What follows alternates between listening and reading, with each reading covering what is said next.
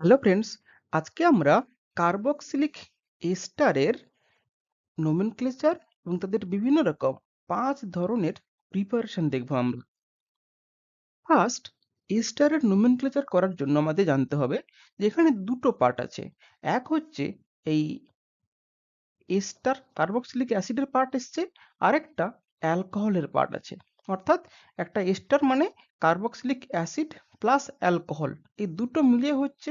তাহলে ধরো এটা কি অ্যাসিডিক অ্যাসিড আর এটা হচ্ছে ইথানল, তাহলে নাম হবে কি ইথাইল অ্যাসিটেট, বা ইউপ্যাক নেম হতে পারে ইথাইল ইথানয়েড। একইভাবে দেখো, এইটা হচ্ছে আমার কি প্রোপিওনিক অ্যাসিড, আর এটা আমার কি ফিনাইল গ্রুপ, তাহলে ফিনাইল প্রোপানয়েড, মানে প্রোপানয়িক অ্যাসিডের এস্টার বলছি। একই রকম ভাবে কার্বক্সিলিক অ্যাসিডের সল্ট গুলোকে কিন্তু নোমেনক্লেচার করা হয়। যেমন ধরো, এটা সোডিয়াম আর এটা ফর্মিক অ্যাসিডের সল্ট, তার নাম কি হবে সোডিয়াম ফরমেট। একইভাবে এটা অ্যাসিডিক অ্যাসিডের পটাশিয়াম সল্ট, যার ফলে নাম হবে পটাশিয়াম অ্যাসিটেট। একইভাবে এটা কি হবে, এটা বেনজোইক অ্যাসিডের সল্ট, সোডিয়াম বেনজয়েট। তাহলে এইভাবে সল্ট এবং এস্টার এদের নোমেনক্লেচারটা একই ধরনের। এবার আসছি এস্টারের প্রিপারেশন। আমরা জানি যে কোনো কার্বক্সিলিক অ্যাসিডকে যদি অ্যাসিড ক্যাটালাইজড প্রেজেন্সে এই অ্যালকোহল দিয়ে হিট করা হয়, তাহলেই একটা ইকুইলিব্রিয়াম রিয়াকশন হয়, সেখানে এস্টার তৈরি হয় আর জল বেরিয়ে যায়। এখানে আমরা অ্যাসিডিক অ্যাসিড নিয়েছি, সেখান থেকে ইথাইল অ্যাসিডেট তৈরি হয়েছে আর জল বেরিয়ে গেছে।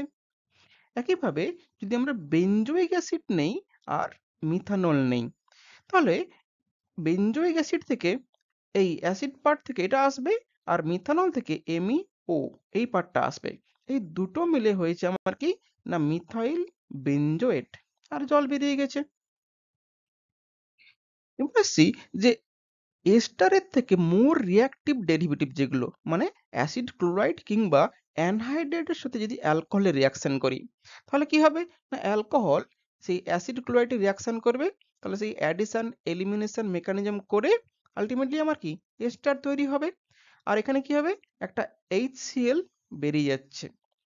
এখন এই HCl কে নিউট্রালাইজ করার জন্য একটা বেসের প্রয়োজন হয়। যেমন ধরো এই পিরিডিন একটা বেস নিতে পারি, আর এখানে বেনজোইল ক্লোরাইড নিয়েছি, তাহলে ইথানল, ইথানল এখানে অ্যাটাক করবে, দিয়ে ক্লোরিনকে বের করবে, তাহলে আমার আলটিমেটলি ইথাইল বেনজোয়েট পেয়েছি। আর এখানে পিরিডিনটা আমার HCl কে অ্যাবস্ট্রাক্ট করে নিয়ে ও সল্ট করেছে। কার্বক্সিলিক অ্যানহাইড্রাইড মানে অ্যাসিটিক অ্যানহাইড্রাইড, এটা হচ্ছে আমার কি এস্টারের থেকে মোর রিঅ্যাক্টিভ, যার ফলে অ্যালকোহলের সাথে অ্যানহাইড্রাইডও একইভাবে অ্যাডিশন এলিমিনেশন মেকানিজমে এই ধরো বেনজোইল অ্যাসিটেট বানিয়েছে, আর অ্যাসিটিক অ্যাসিড রিলিজ হয়ে গেছে। যদি আমরা থ্যালিক অ্যানহাইড্রাইড মানে সাইক্লিক অ্যানহাইড্রাইড নিয়েছি, তাকে যদি অ্যালকোহলের সাথে রিয়াকশন করি, তাহলে এই অ্যালকোহল এই অ্যানহাইড্রাইডের একদিকে অ্যাটাক করবে, দিয়ে এটা খুলে দিবে।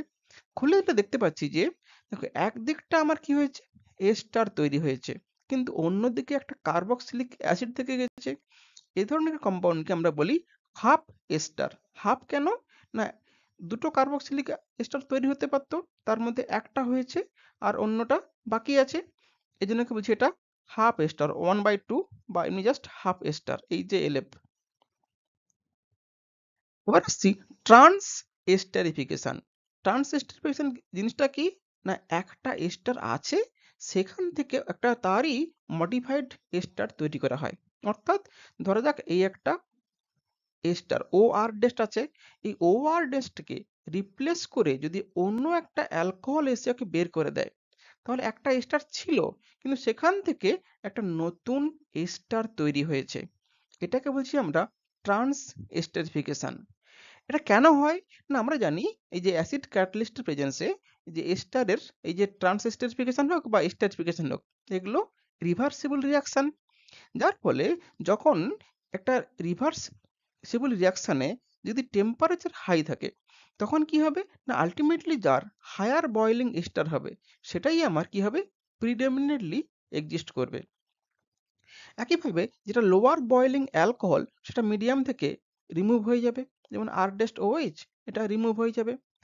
এক্সাম্পল নিতে পারি আমরা, ধরো মিথাইল অ্যাক্রাইলেট এবং বিউটানল নিয়েছি আমরা, তাহলে বিউটানল এখানে অ্যাটাক করবে, করে ও এমই কে বের করে দেবে, অর্থাৎ বিউটাইল অ্যাক্রাইলেট তৈরি হচ্ছে আর মিথানল।